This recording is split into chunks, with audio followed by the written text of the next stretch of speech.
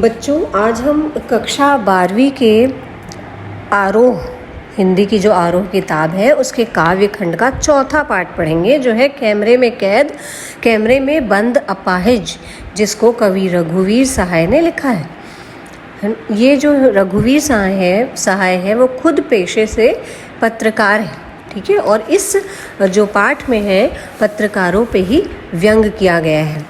यहाँ पर रघुवीर सहाय उन असंवेदनशील मीडिया कर्मियों के व्यवहार को दर्शाते हैं जो अपाहिज व्यक्तियों की दीनता का व्यावसायिक लाभ उठाते हैं। कहने का क्या मतलब है कि ये जो मीडिया कर्मी हैं, इस कविता में आपको स्पेशली बता रहे हैं, ये जो मीडिया कर्मी हैं वो किसी अपाहिज के विकृत अंगों को बड़ी बड़ी तस्वीरें करके अपने चैनल पे दिखा रहा है ना, जिससे क्या हो कि दर्शकों पर इसका मार्मिक प्रभाव पड़े और इस तरह से वो इस बात को एक खेल की तरह से दिखाते हैं ताकि जनता के सामने उनके चैनल की लोकप्रियता बढ़े और वो सफल हो सकें। मतलब ये जो सारा नाटक है इस कविता में आप देखेंगे, जितना भी जो नाटक है वो उनके बिजनेस पर्पस, व्यावसायिक बेनिफिट के लिए किया जाता है, ठीक है। चलिए हम पढ़ते हैं। 3 पैराग्राफ है इस कविता में। पहला पैराग्राफ हम पढ़ते हैं। हम दूरदर्शन पर बोलेंगे, हम समर्थ शक्तिवान, हम एक दुर्बल को लाएंगे एक बंद कमरे में, उससे पूछेंगे तो क्या आप अपाहिज हैं? तो क्या आप क्यों अपाहिज हैं? आपका अपाहिजपन तो दुख देता होगा, देता है। फिर वो इशारा करता है कैमरा की तरफ कि कैमरा दिखाओ इधर बड़ा बड़ा। हाँ तो बताइए आपका दुख क्या है, जल्दी बताइए, वह दुख बताइए। पर वह बता नहीं पाएगा, ठीक है। तो ये कविता, इस कविता में जो कवि हैं वो मीडिया या कह लीजिए पत्रकारों की बात बताते हैं, जो स्वयं को बहुत ही शक्तिशाली समझता है ना। उनकी मानसिकता को दर्शा रहे कवि और कहते हैं कि हम पत्रकार एक अपाहिज को भी दूरदर्शन कक्ष में दूरदर्शन मतलब पहले के, आजकल तो बहुत चैनल्स हुआ करते हैं, है ना, जी और ये वो B4U दुनिया के, लेकिन पहले हुआ करता था सिर्फ दूरदर्शन। तो दूरदर्शन कक्ष में लाकर उससे ही उसके अपाहिज होने की पुष्टि मतलब प्रूफ मांगेंगे और प्रश्नों की उस पर बौछार कर देते हैं, ठीक है। कैसे प्रश्न? अगर आप अपाहिज हैं तो क्यों अपाहिज हैं? आप अपना दुख बताइए। आप अपाहिजपन तो आपका अपाहिजपन तो आपको दुखी करता ही होगा, है ना। ये सब सुनकर वो अपाहिज व्यक्ति कुछ रोने की स्थिति में है। कार्यक्रम को प्रस्तुत कर रहा व्यक्ति उसी वक्त टेक्नीशियन को निर्देश देता है, इंस्ट्रक्शन देता है क्या, कि उसके अपंग अंगों को बड़ा बड़ा करके दिखाए तस्वीरों में, है ना। और उस अपाहिज पे प्रश्नों की बौछार कर देते हैं, जिससे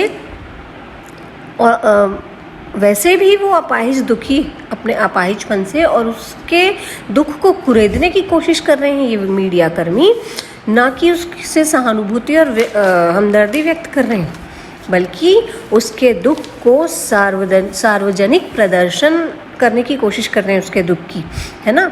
और इस तरह से उनकी TRP बढ़ती है, उनको व्यावसायिक लाभ मिलता है।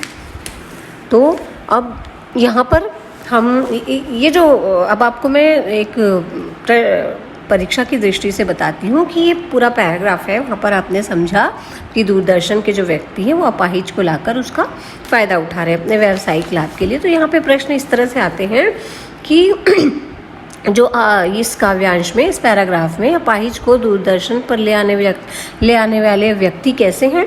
तो वो बेहद ही असंवेदनशील है और अमानवीय किस्म के व्यक्ति हैं, जिनका उद्देश्य क्या है? सिर्फ और सिर्फ अपाहिज की व्यक्ति की पीड़ा का, उसके दुख का प्रदर्शन करके अपनी व्यावसायिक लाभ और सस्ती लोकप्रियता को प्राप्त करना, गेन करना, ठीक है। दूसरा इस तरह का प्रश्न आता है कि दूरदर्शन जो वाले हैं वो अपाहिज व्यक्ति से किस प्रकार के प्रश्न करते हैं। और प्रश्न आता है कि अपना जो अपाहिज व्यक्ति है वो अपना दुख नहीं बता पाता, तो क्यों नहीं बता पाता? इसलिए नहीं बता पाता क्योंकि अपाहिज व्यक्ति अपनी शारीरिक कमी की वजह से वैसे ही दुखी है ना। और इतनी पीड़ा की स्थिति में है, वो अपने दुख के बोझ से इतना दबा हुआ है कि वो कुछ कह सकने की स्थिति में नहीं है, सिर्फ उसकी आंखों में पानी है।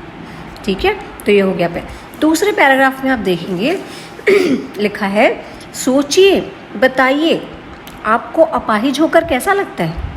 कैसा यानी कैसा लगता है। अच्छा, अब ये पूछने के बाद ये मीडिया कर्मी खुद इशारे से उसको बता रहे हैं कि कैसा लगता है, सोचिए बताइए, थोड़ी कोशिश करिए।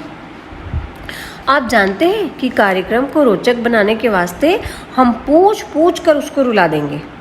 इंतज़ार करते हैं आप भी उसके रो पड़ने का। इंतज़ार करते हैं आप भी उसके रो पड़ने का। करते हैं, यह प्रश्न पूछा नहीं जाएगा।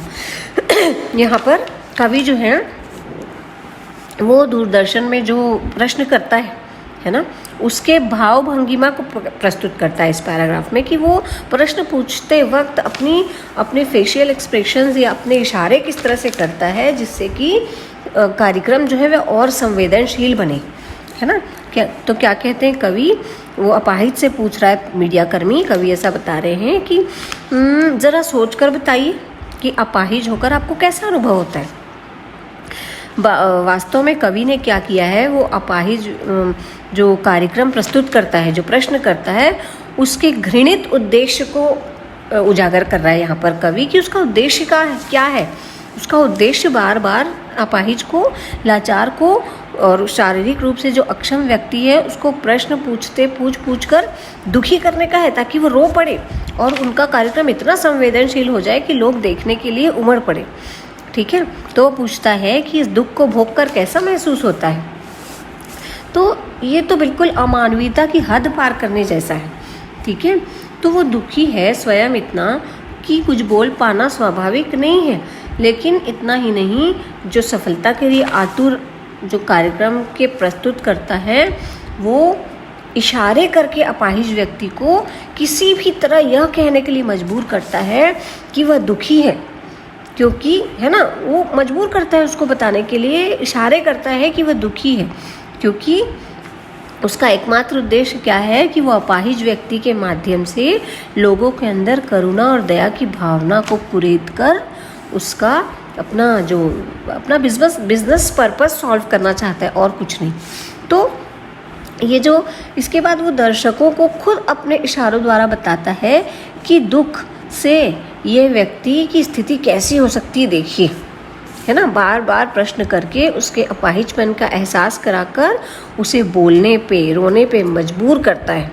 और जो व्यक्ति यदि व्यक्ति नहीं रोएगा, यही बेहतर मौका है, तो वो अपाहिज हाथ से निकल जाएगा। लेकिन यहाँ प्रश्नकर्ता का सिर्फ एक उद्देश्य है, क्या कि कार्यक्रम को दर्शकों की नज़र में सफल और प्रभावशाली बनाना, बस एक ही उद्देश्य है ना। इस पैराग्राफ में आपको किस तरह के प्रश्न आ सकते हैं। ये प्रश्न आ सकता है कि अपाहिज व्यक्ति को बार बार अपना दुख बताने के लिए मजबूर करने के पीछे क्या उद्देश्य है। तो एक ही उद्देश्य है कि उनकी सस्ती लोकप्रियता, अपने चैनल की और अपने कार्यक्रम को व्यावसायिक लाभ पहुंचाना। और एक तरह का इसमें प्रश्न बनता है कि किसी के दुख का प्रदर्शन करके कार्यक्रम को रोचक बनाना कहाँ तक उचित है, यह आपकी अपनी सोच है ना। तो मैं तो ये सोचती हूँ कि ये अत्यंत निंदनीय, बहुत ही शेमफुल जॉब है, शेमफुल वर्क है, जो मानवता के विरुद्ध है। मानवता इसकी इजाज़त नहीं देती, है ना। तो मेरे हिसाब से तो ये बिल्कुल अपराध के जैसा है। ठीक है, लेकिन यहाँ आपको अपना व्यू लिखना है। ठीक है, और एक और प्रश्न इसमें बनता है कि इंतज़ार करते हैं आप भी उसके रो पड़ने का, ये किसके लिए कहा गया है। तो ये किसके लिए कहा गया है, ये दर्शकों के लिए कहा गया है, क्योंकि दर्शक तो बहुत उत्सुकतापूर्वक देख रहे हैं कि ये अपाहिज व्यक्ति से जो साक्षात्कार इंटरव्यू जो ले रहा है, वो बीच बीच में दर्शकों से भी कुछ कहता है ना। और दर्शकों को जोड़े रखने के लिए वो इस तरह का माहौल पैदा करता है कि दर्शक भी उसके साथ साथ रो पड़े, और वो बस इंतज़ार करते रहते हैं, वेट करते रहते हैं कि अपाहिज व्यक्ति कब रोए और कब हमारे अंदर की जो पीड़ा है वो भी निकले, उसके प्रति जो संवेदना है वो भी हम प्रकट कर सकें। ठीक है, और प्रश्न बनता है इसमें, हम पूछ कर उसको रुला देंगे में कैसा भाव निहित है। मतलब ये किसका कथन है।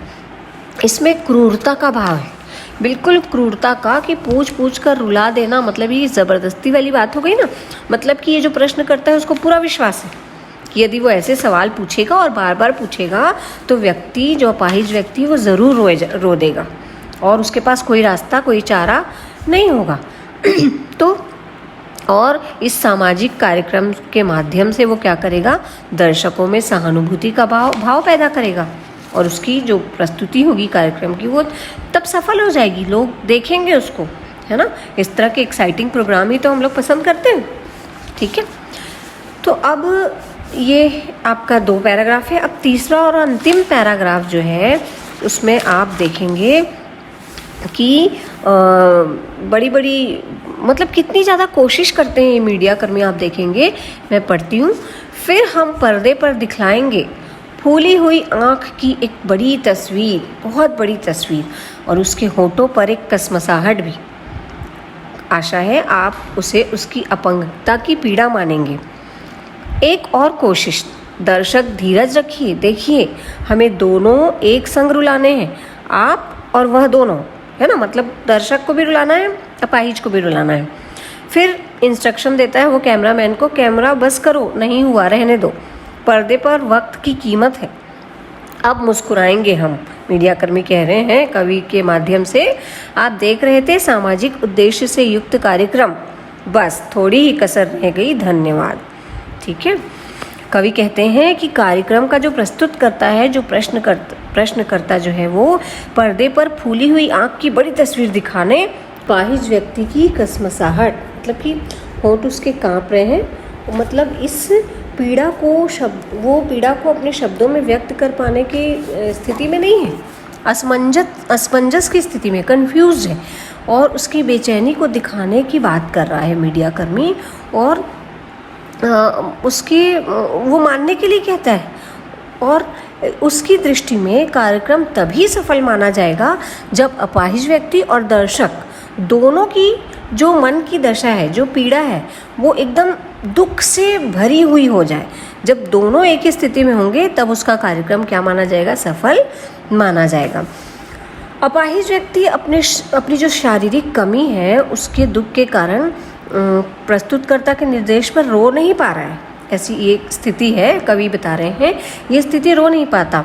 तो अब जो मीडिया कर्मी है उसको अपने वक्त की कीमत का एहसास होता है ना, क्योंकि सीमित समय रहता है, उसको वक्त देना, सीमित समय में उस दुख को व्यक्त करना बहुत ज़रूरी है। तो कवि कहते हैं कि टेलीविज़न पर वक्त की कीमत के बारे में बताकर अपाहिज की पीड़ा को कुरेद कर उसे रुला देने के पीछे कार्यक्रम के निर्माताओं का केवल एक ही उद्देश्य है। वो अपने समय की कीमत भी बता रहे हैं कि भाई अब हमारा समय ख़त्म हुआ, है ना। और उनका उद्देश्य क्या है, कार्यक्रम की व्यावसायिक सफलता और लोकप्रियता। पीड़ित व्यक्ति की मानसिक अवस्था और संवेदना का उनको कुछ लेना देना नहीं। सारे सामाजिक नारे प्रचार प्रसार में तब्दील कर दिए जाते हैं, बदल दिए जाते हैं। तो कवि के हिसाब से एक संवेदनशील समाज के लिए बहुत ही खतरनाक स्थिति है। क्यों? क्योंकि ये स्थिति जो है अमानवीय स्थिति पैदा करती है, और इस हमारे जैसे सभ्य और संवेदनशील मनुष्य या समाज दोनों के लिए ये कष्टदायी है ना। हमें जो मीडिया है उसको या तो एंटरटेनमेंट के लिए यूज़ करना चाहिए, और एंटरटेनमेंट तो आपका इससे भी हो रहा है, आप बोलेंगे कि इससे भी एंटरटेनमेंट हो रहा है, लेकिन किसी के दुख को कुरेद कर एंटरटेनमेंट नहीं होता है। एंटरटेनमेंट संवेदना का नाम नहीं है। एंटरटेनमेंट मार्मिक नाटक का, मार्मिक स्थिति का, मार्मिक दृश्य का नाम नहीं है। तो किसी की अपंगता का मजाक उड़ाकर कभी भी आपका एंटरटेनमेंट या मनोरंजन नहीं हो सकता। कवि का बस एक ही उद्देश्य है इस कविता के पीछे। ठीक है, अब आप इसको अच्छे से पढ़ेंगे।